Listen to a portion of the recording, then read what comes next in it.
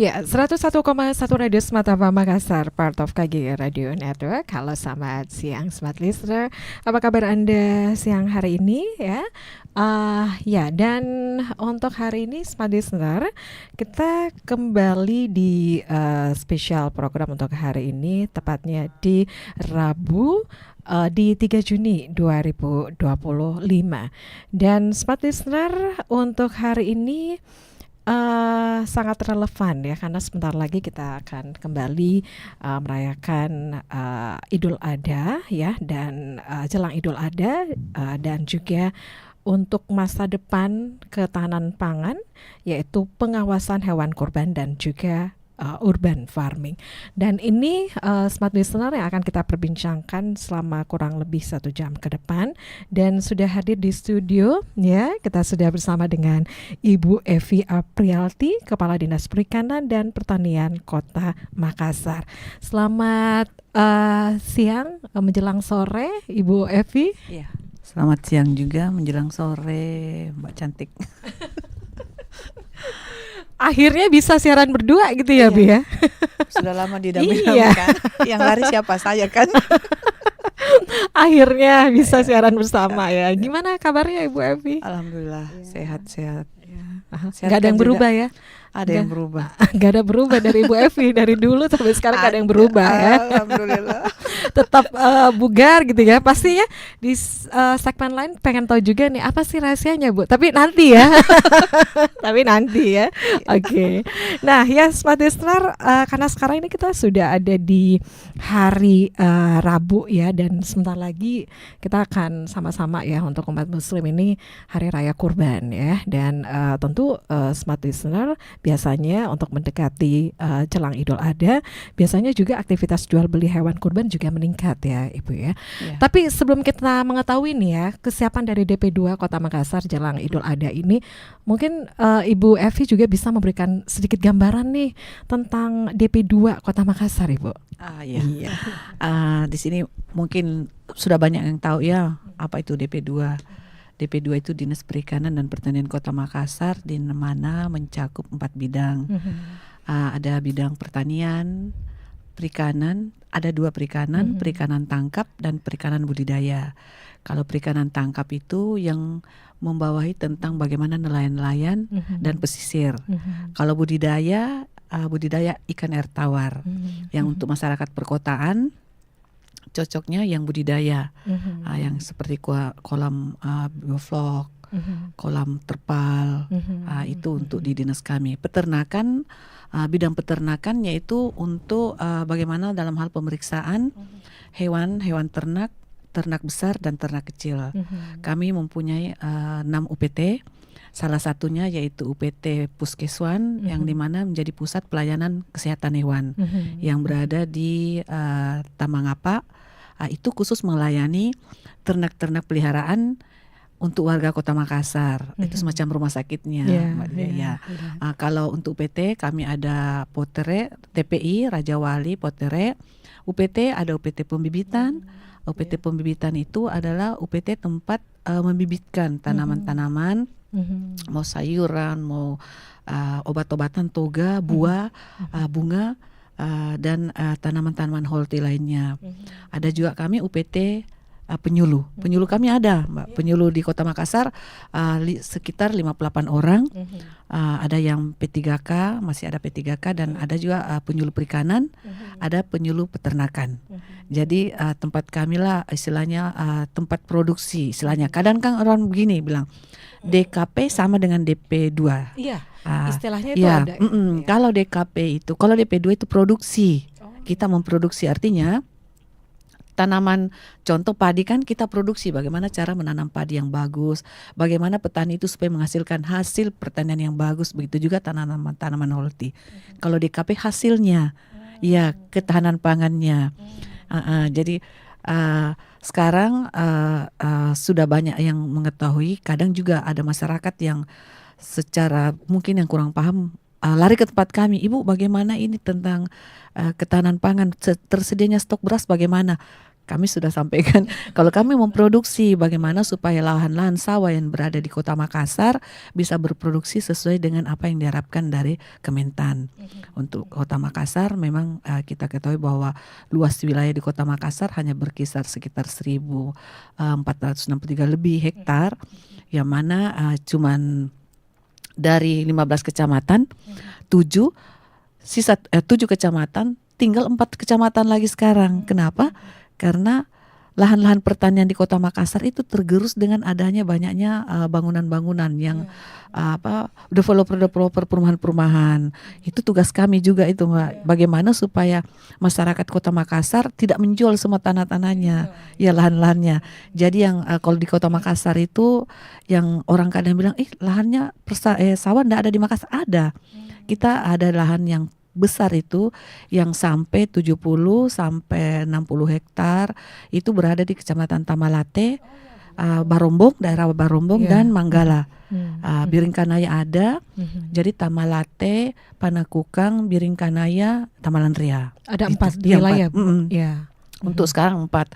Karena kemarin sebenarnya 7 tapi semua hilang, beralih fungsinya semua, beralih lahannya. Nah itulah menjadi tugas kami. Kalau di bidang peternakan juga, selain kami punya puskeswan, kami juga itu memeriksa hewan-hewan dalam hal seperti Hari Raya Kurban ini.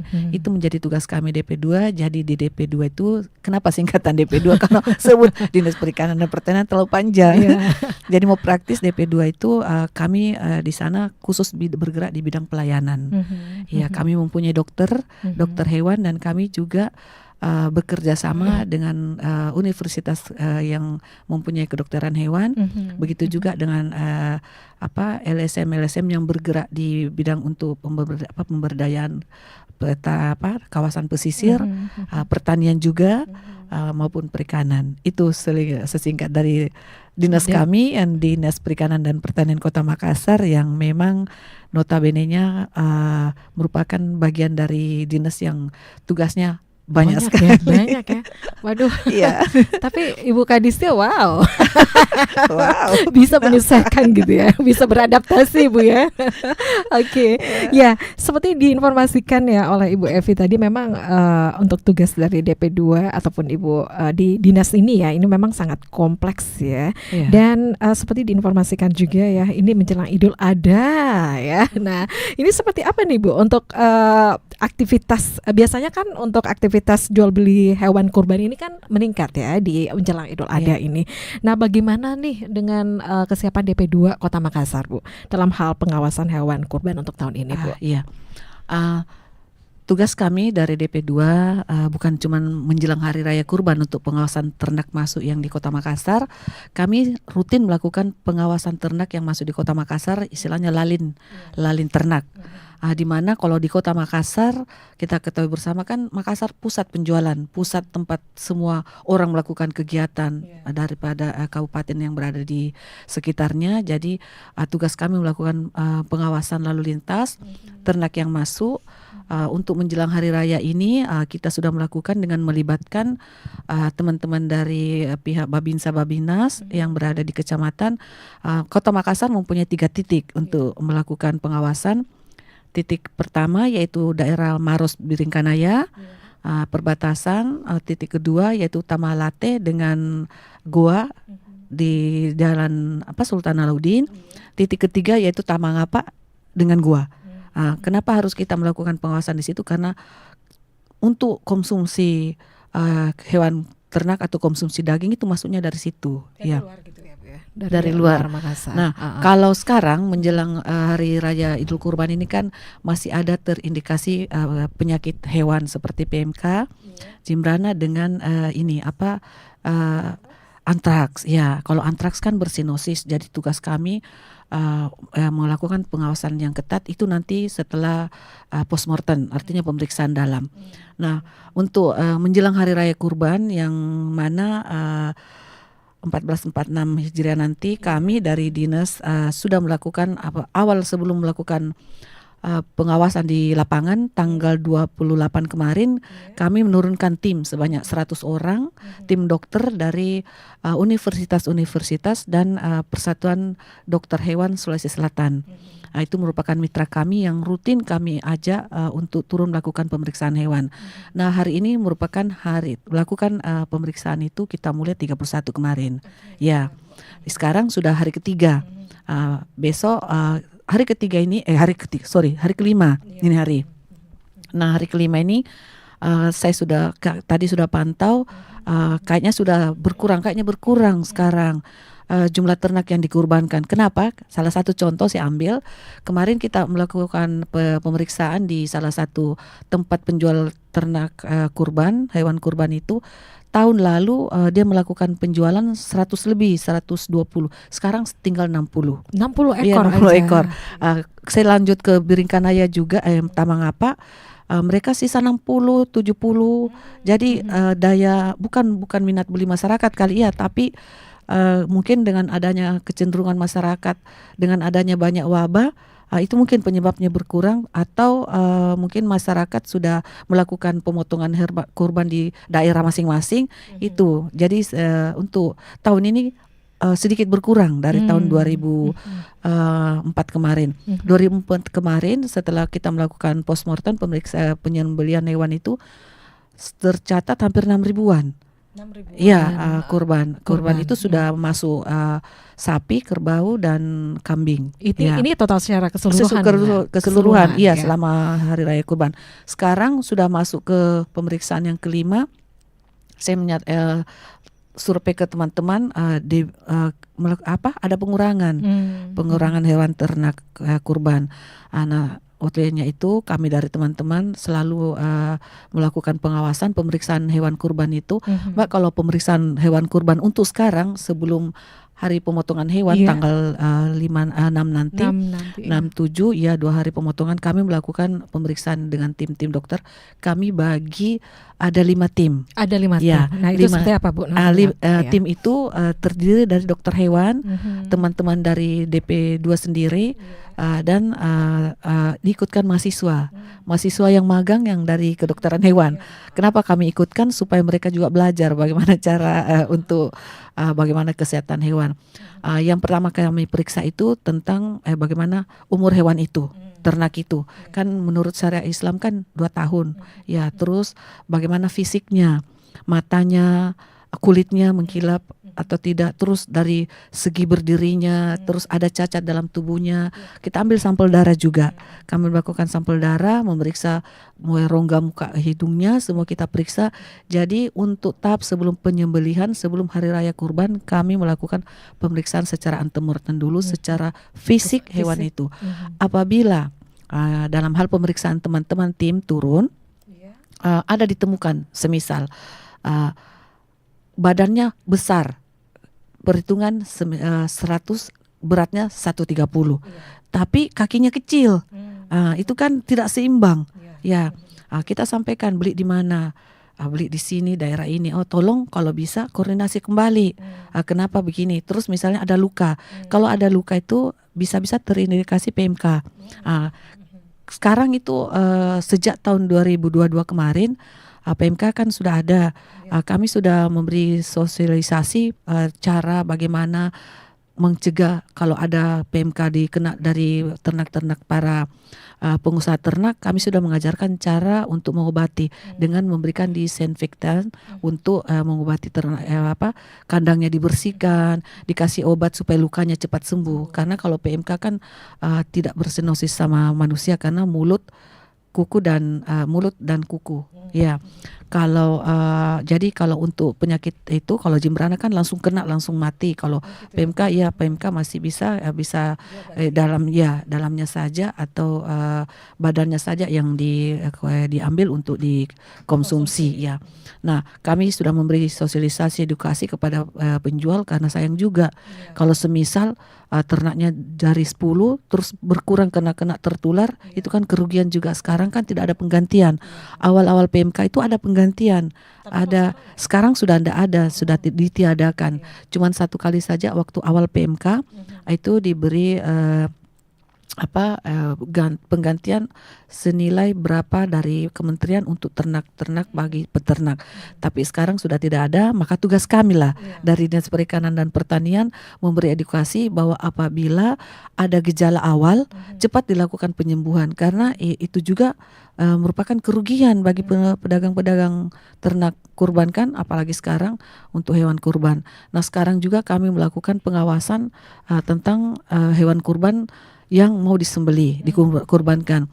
Tugas kami selain melakukan pemeriksaan hewan kurban yang berada di tempat-tempat penjualan yang berada di kecamatan-kecamatan di Kota Makassar, seperti Kecamatan Panakukang, Manggala, kan sepanjang jalan itu di Airtasning, kami melakukan pemeriksaan. Kami juga melakukan pemeriksaan pada masjid-masjid atau BUMN atau tempat-tempat swasta yang akan melakukan pemotongan. Itu penting juga, Iya, Bu, ya? penting, Ya, iya. karena langsung di tempat gitu ya, Bu, Mereka ya? rata-rata belinya pesannya dari luar, ya bukan dari pengusaha yang notabene memang penjual di Kota Makassar. Nah, selalu kami sampaikan apabila ingin membeli harus tahu dulu silsilah, artinya harus ada pengantar dari asal hewan itu, daerah asal. Iya. Apakah memang untuk mengetahui nih, Bu, ya, kalau memang hewan ini layak untuk dijadikan kurban atau gimana atau bagaimana? Apakah ada semacam kartu pemeriksaan atau bagaimana, Bu? Iya. Nah, setelah kami melakukan penyampaian bahwa kurbannya, hewannya tidak layak, harus komunikasi dengan penjualnya. Setelah kami melakukan pemeriksaan dan yang akan hewan dikurbankan sudah jelas sesuai dengan apa yang kita kriteria daripada bagaimana selayaknya hewan itu dikurbankan, kami memberi tanda di tanduknya itu kami tanda bahwa ini sudah dilakukan pemeriksaan. Kami juga memberi kartu, ya kayak kartu Kayak cek. imunisasi gitu, Ya. ya. Jadi bukan hanya bayi aja, ya, ternyata hewan punya juga. Ih, jangan salah. Warnanya gimana, Bu? Nah, Warnanya? Iya, silakan, Kalau silakan. itu, kalau tandanya kita kasih kuning kan, stiker kuning. Di situ ada tertulis nomor tanda darahnya kita ambil darah ternak itu kita ambil dari telinganya, kita bawa ke lab untuk memeriksa bagaimana darahnya. Ya, ada virus kah, ada bakteri, kan bisa cepat didapat sebelum dilakukan pemotongan. Nah, sampel darahnya itu dibawa ke puskeswan, di lab diperiksa untuk secepatnya. Kalau memang ada terindikasi penyakit yang bersinosis yang bisa menular kepada manusia, cepat kami melakukan penindakan dengan jalan menyampaikan kepada pemilik atau pedagang bahwa sebisa mungkin jangan dijual. Kalau mereka tetap jual, kami mengikuti arusnya kemana, atau kami menyampaikan bahwa yang layak dikonsumsi ini saja. Jadi tetap bisa Kalau tidak bersinosis, tapi kalau bahaya tidak, kami kembalikan. Kalau mereka berkeras, itu urusannya yang Babinas tadi yang kami libatkan. Jadi kita sudah bawa ke ranah hukum lagi, karena ini kan dampaknya kepada masyarakat itu. Masyarakat kan taunya cuman membawa hewan kurban murah, hewan kurban yang murah, besar.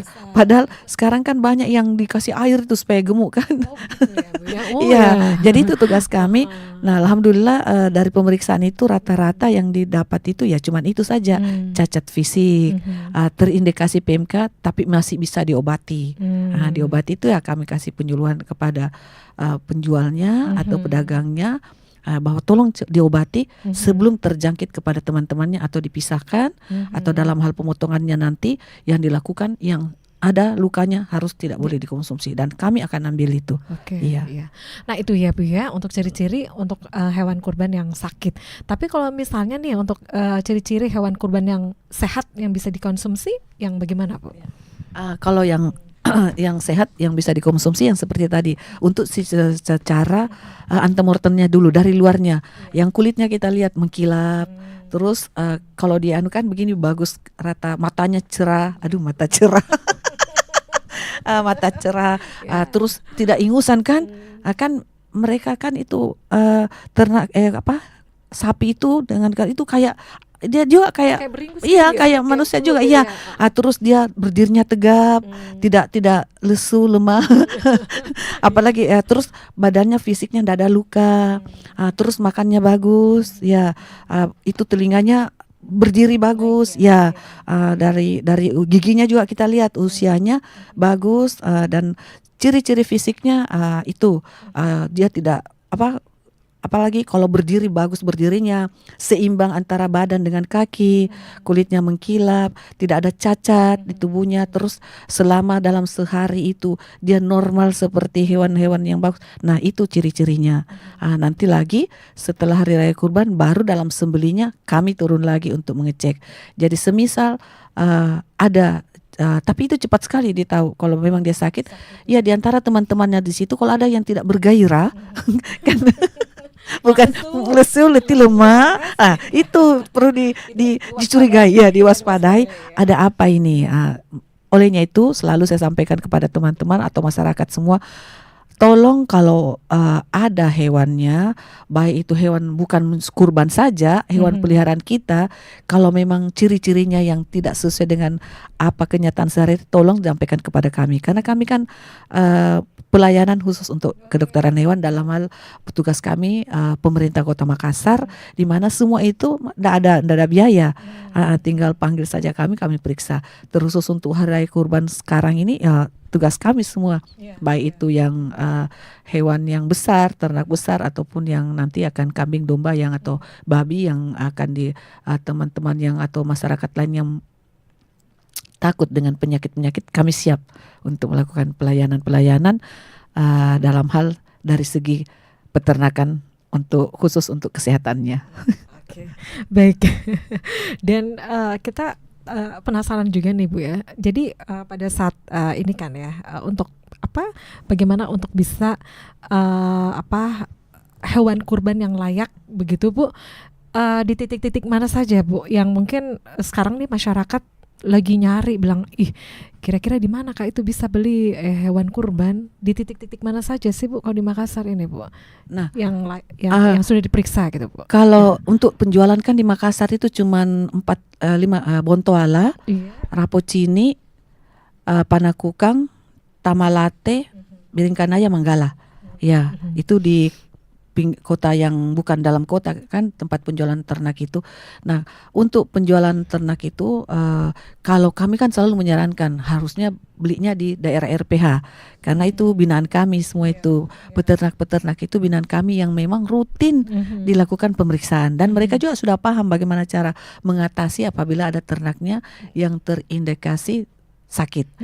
Yang kalau di penjualan tiba-tiba itu yang seperti di daerah-daerah Hertasning dan yang ada di daerah-daerah Tamalate itu pedagang musiman gitu ya, pedagang musiman itu sudah kami juga sasar, sudah kami periksa. Yang jelas kalau masyarakat ingin membeli, tolong tanyakan, ini sudah turun tim dari DP2 apa tidak, dari ada dinas. Kartunya tidak? Ada kartunya. Kita kasih kartu.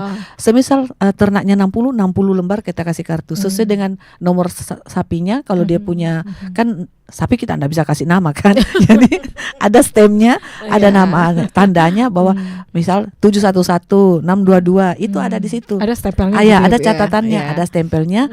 Yang mengeluarkan catatan itu dokter tim kami.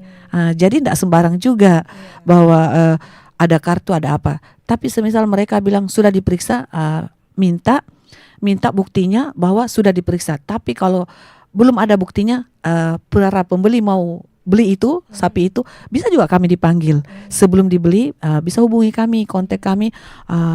Bisa enggak sapi ini, ternak ini saya mau beli karena sesuai dengan suka atau budgetnya segitu, sesuai, bisa kami juga. Salah satu contoh ada juga tadi kemarin ada yang beli tapi dia di daerah simpannya daerah Benteng, ada 3 dia beli. Bu Kadis, bisa enggak teman saya itu pesannya dari luar. Saya bilang bisa sepanjang memang mau dikonsumsi orang Makassar. Dia bilang iya, tetap kita konsumsi untuk keluarga, datangnya dari luar kabupaten Kota Makassar. Saya bilang bisa diperiksa, tapi dengan syarat apabila kami temukan penyakit atau tidak sesuai dengan bagaimana syariahnya untuk pemotongan kurban, bisa mungkin dikomunikasikan sama penjualnya, dikembalikan. Karena kalau untuk dikonsumsi itu menjadi perhatian kami, bahwa memang ini tidak boleh dikonsumsi atau apa, itu kan yang rugi pembeli sendiri. Kalau kami tahan, kami ambil dagingnya dan musnahkan.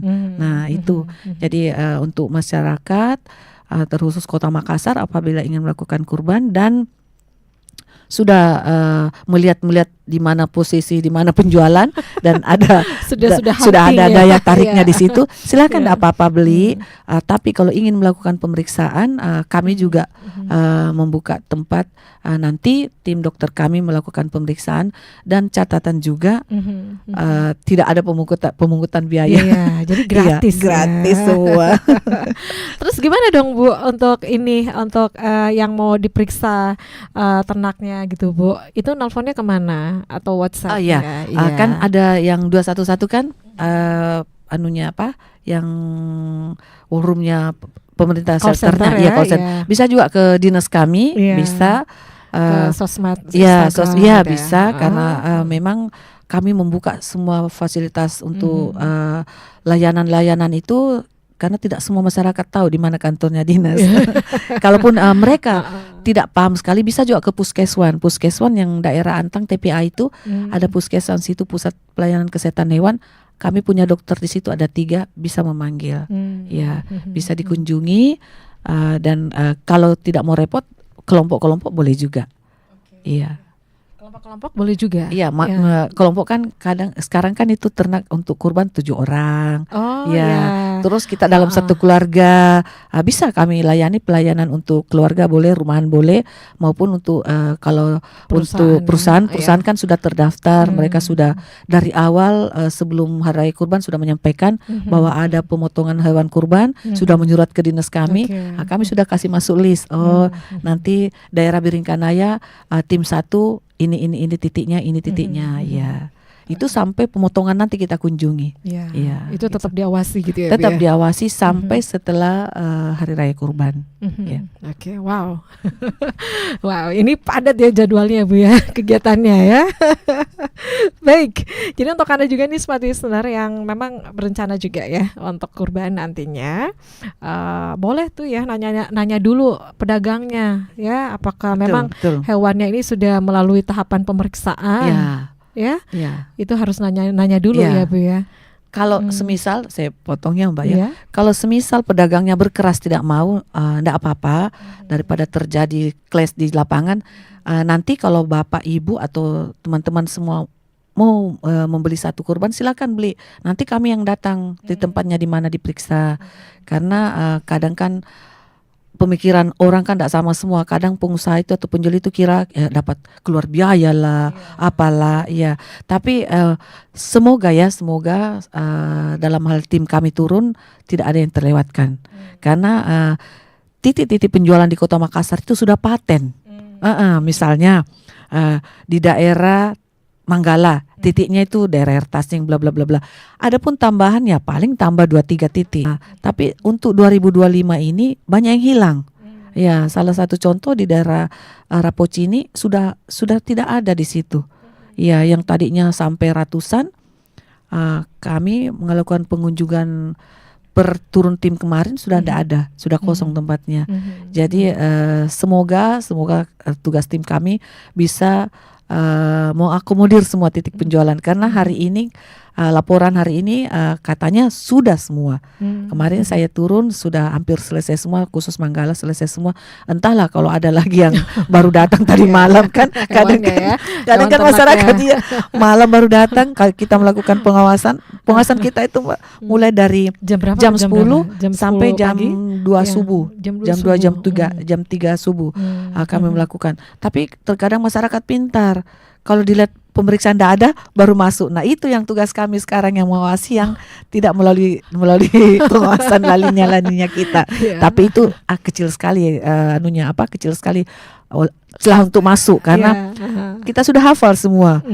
Semisal si A itu jualnya begini, kemana-mana saja tempatnya, siapa-siapa yang beli. Itu bisa dideteksi gitu ya. Sudah bisa karena kita kan jumlah peternak di Kota Makassar itu kan sekitar tidak sampai 170-an saja.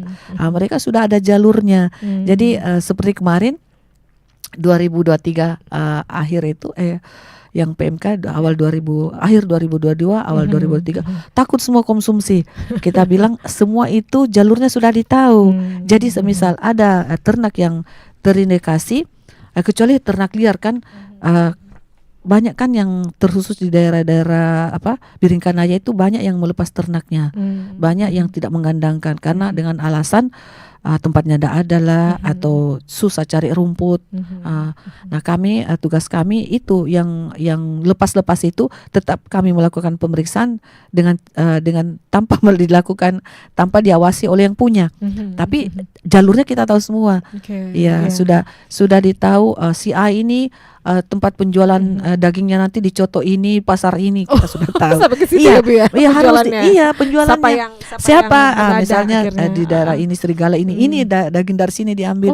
Iya, jadi tidak itu kami tidak lepas sampai dalam hal pemotongan dan konsumsinya, produksinya. Wow. Ya. Jadi jelas ya Bu ya, dari awal sampai akhir ya, dikonsumsi oleh masyarakat hulu hilir ke hulu.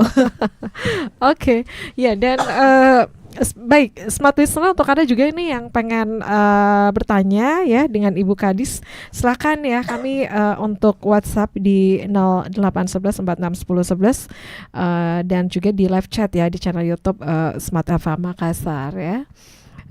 Ya, dan baik tadi ya, jadi memang untuk pembahasan kita ini banyak ya, ada 2 yang kita fokuskan untuk hari ini, jadi pengawasan hewan kurban dan juga urban farming di Makassar. Jadi tugasnya kompleks ya Bu ya. Jadi bukan hewan aja tapi juga pertanian.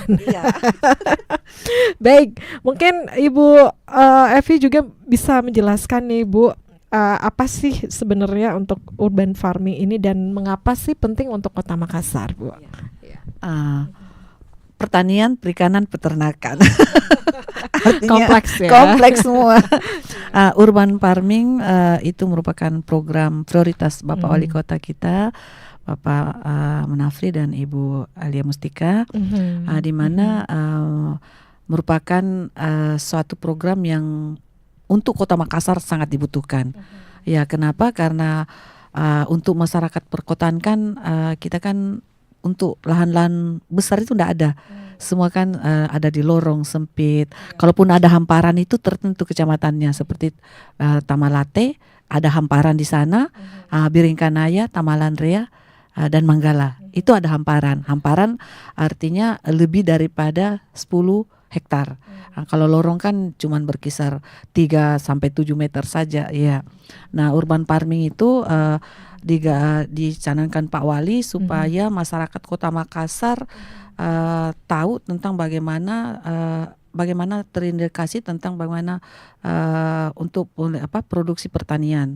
Nanti di situ juga sebagai dilakukan untuk edukasi bagaimana supaya masyarakat tahu bagaimana tentang apa itu urban farming dan ini juga sesuai dengan visi Bapak Wali Kota, yaitu Makassar unggul, inklusif, aman dan berkelanjutan. Nah, olehnya itu untuk urban farming Bapak Wali Kota nanti akan launching dengan untuk pilot project ada 3 rencananya. Kami kemarin sampaikan bahwa ada di daerah Kecamatan Tamalate yang menuruki ujung pandang dalam kota, yang masuk dalam ujung kelurahan ujung pandang, dan ada di Tamalate. Ya. Kenapa cuma tiga saja pilot project supaya kita cepat lihat hasilnya. Nah, di mana urban farming itu nanti semua SKPD ada. Nah, di situ nanti urban farmingnya diinginkan supaya di situ dalam hal produksi, penjualan, pemasaran, semua harus terlibat semua di dalamnya. Nah, tugas kami dari Dinas Perikanan dan Pertanian Kota Makassar, semua harus dimasukkan, baik dari perikanannya, pertaniannya maupun ini peternakannya.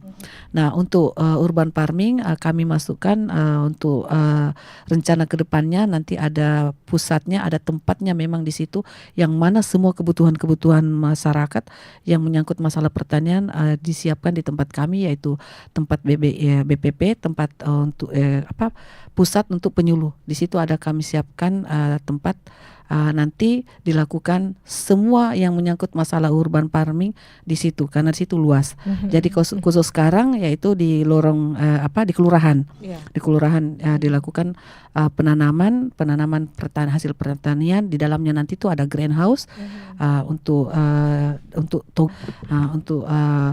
tanaman-tanaman yang tanaman buahnya juga ada, sayuran yang cepat diproduksi seperti yang aquaponiknya, nanti ada biofloknya dibuatkan kolam.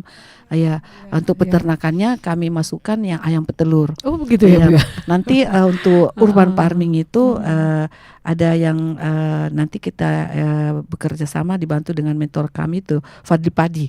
Oh Fadli Padi ya. Fadli Padi itu yang penyanyi kan? Fadli Padi itu sudah jalan dengan dinas kami melakukan survei apa-apa yang dia hasilkan, karena beliau juga kan senang dengan pertanian. Di Jakarta itu di pekarangannya ada ayamnya, ada ayam apa lagi yang ayam petelur yang hasilnya sudah banyak, tapi dia sistemnya yang vertikal dibagikan kepada masyarakat. Nah nanti juga kita begitu urban farmingnya, dari tanaman-tanaman yang memang berguna untuk masyarakat yang bisa diproduksi, bisa dijual atau bisa pun jadi tempat-tempat edukasi.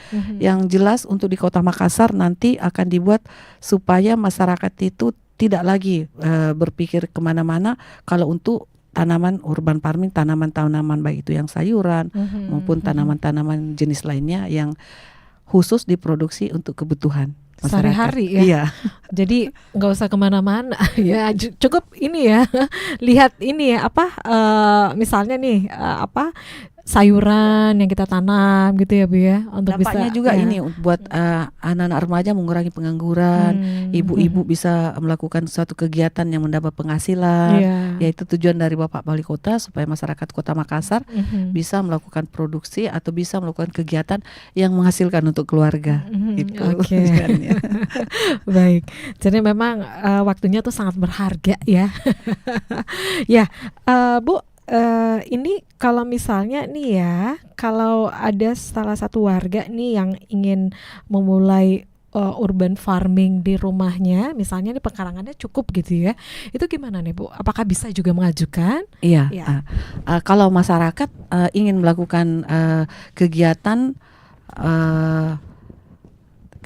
urban farming atau menanam di wilayahnya di sekitar pekarangannya boleh. Tapi sebelum melakukan kegiatan penanaman atau melakukan suatu kegiatan yang bergerak di bidang pertanian, harus menyampaikan ke kami dulu. Kami lihat dulu lokasinya. Kenapa? Jadi disurvei dulu. Iya, disurvei. Semua harus disurvei. Karena kenapa? Terkadang kami memberi bantuan tidak sesuai dengan kondisi keadaan lapangan. Contohnya masyarakat ingin melakukan tanaman yang bergerak di sayuran. Setelah kami turun, ternyata kondisi tanah dengan keadaan lingkungannya, air dan lain-lain itu tidak bisa di situ. Tidak sesuai. Jadi kami kasih tanaman seperti tanaman buah saja. Tanaman buah yang berjangka pendek.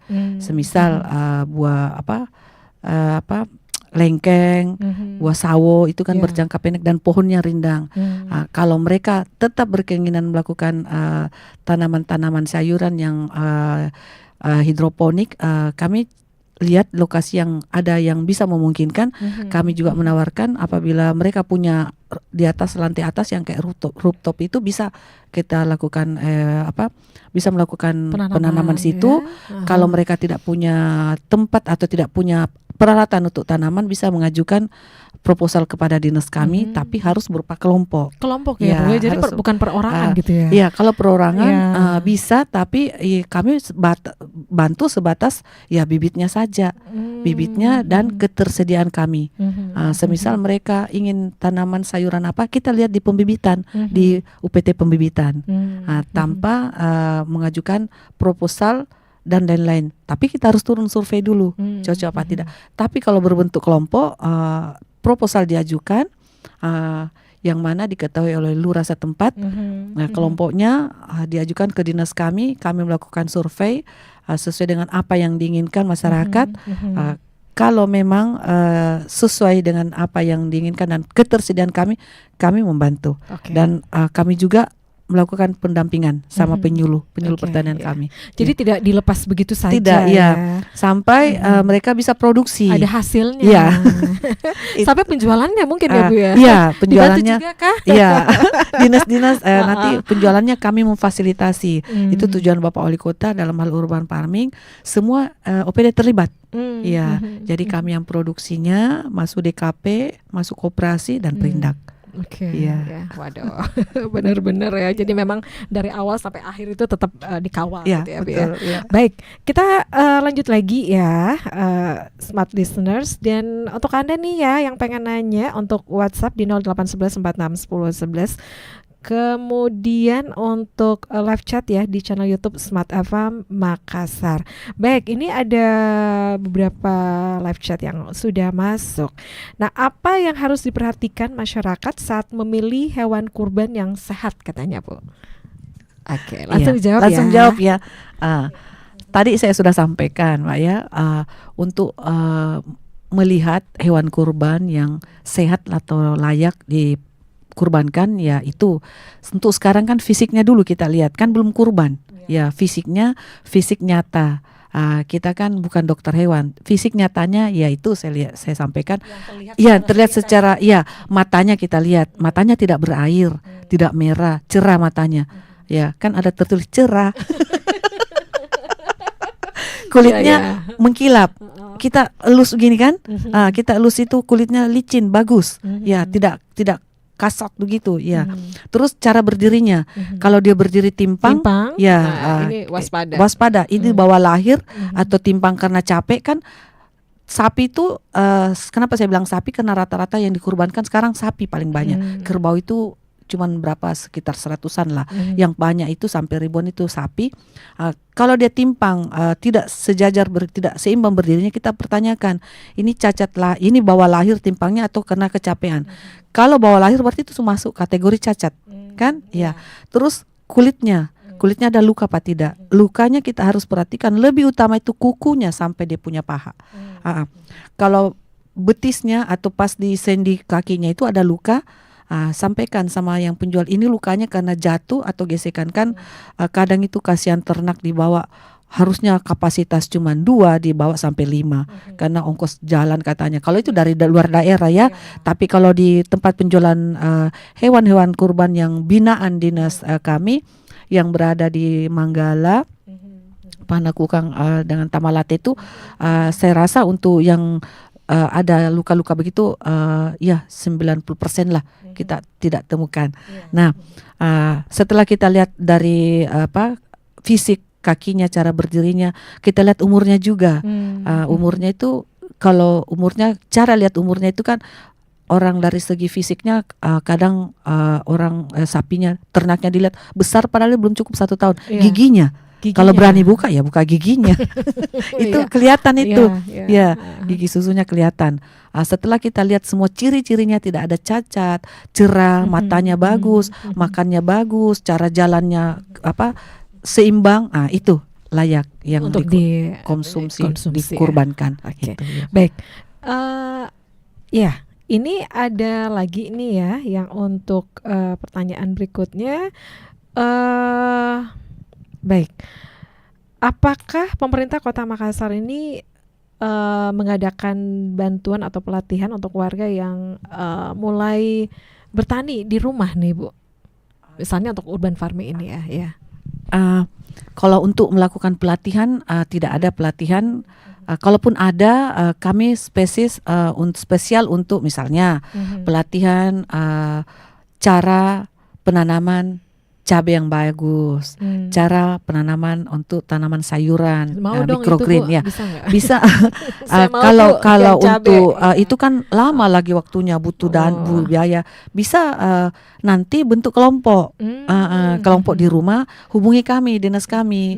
Kami melibatkan penyuluh. Penyuluh itulah yang merupakan perpanjangan tangan dari dinas kami dalam hal melakukan pelayanan. Itu berapa orang, Bu, untuk per kelompok itu? Nah, Satu kelompok. Kalau standar kelompok kan 10 sampai 20 ya. Tapi kalau mau perorangan enggak masalah juga. Nanti bisa penyuluh kami turun melakukan edukasi, pemahaman bagaimana cara melakukan penanaman untuk tanaman pekarangan untuk sesuai dengan kebutuhan. Nanti diajarkan digunakan polybag yang ukuran berapa, cara penyiramannya, kalau kena penyakit ini yang dipakai, obatnya ini, terus sisi penanamannya begini ada. Kami siap semua untuk itu karena di tempat kami penyuluh-penyuluh kami itu walaupun tidak mencukupi 15 kecamatan, 153 kelurahan itu tidak, tapi insya Allah penyuluh kami memang tugasnya selama mereka kerja di lapangan terus. Bisa ke tempat kami, bisa juga menyampaikan kepada lurah setempat bahwa Bapak Lurah, Ibu Lurah, kami akan melakukan kegiatan urban farming, tolong disampaikan kepada Dinas Perikanan dan Pertanian agar datang penyuluhnya atau teman-teman dari dinas untuk memberitahu kami bagaimana teknik cara menanam yang bagus dan cara untuk memproduksi tanaman supaya apa yang diinginkan bisa tercapai. Ya.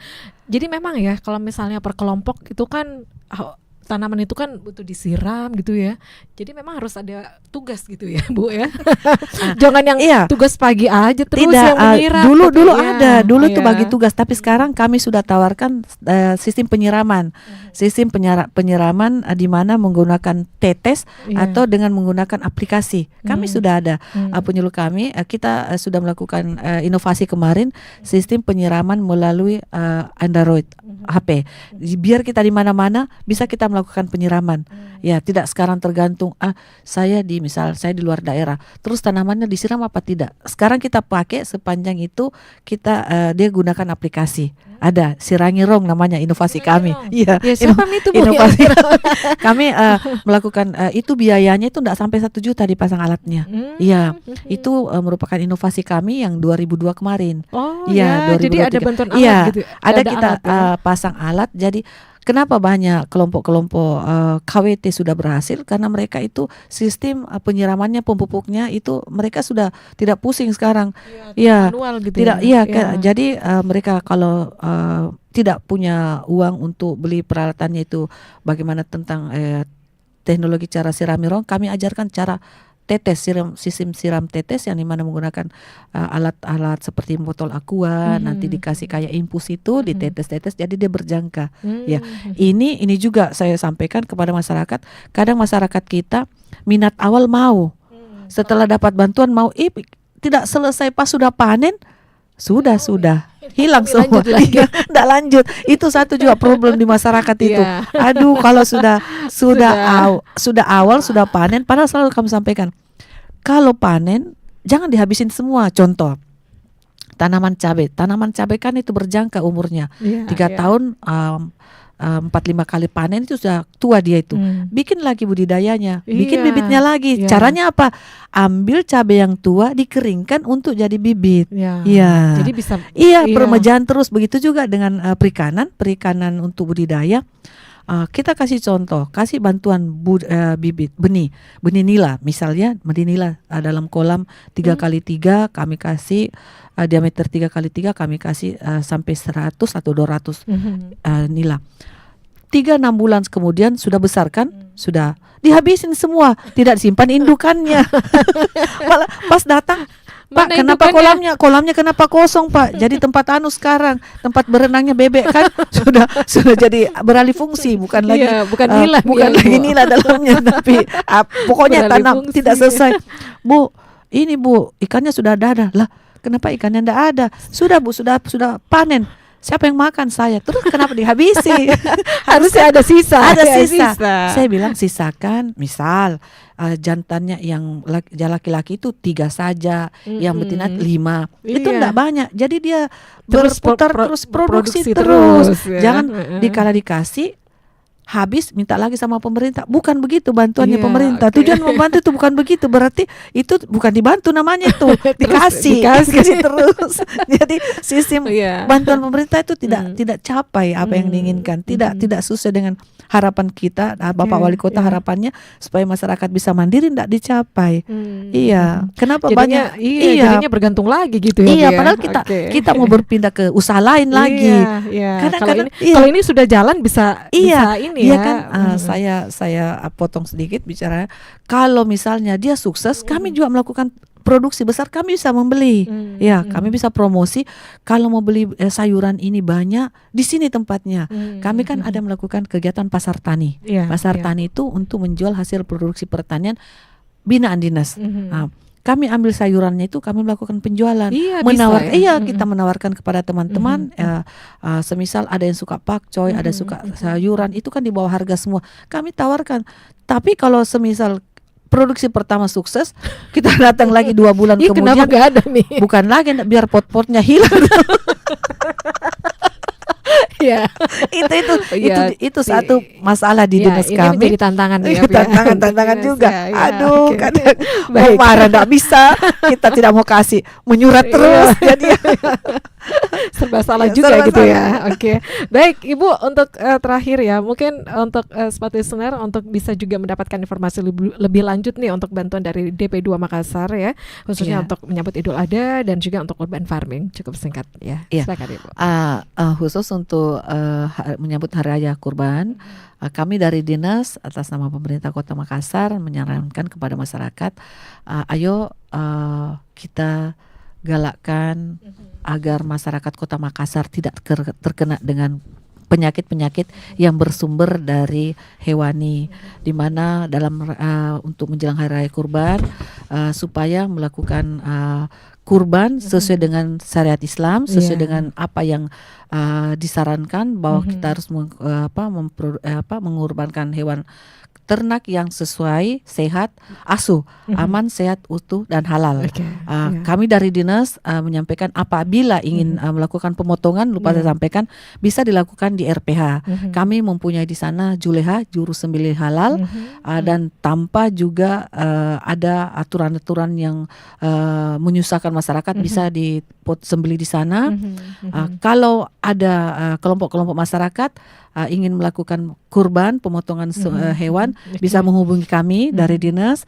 Kalau memang tidak mengetahui, bisa disampaikan kepada lurah, aparat pemerintah setempat untuk menyampaikan kepada dinas kami.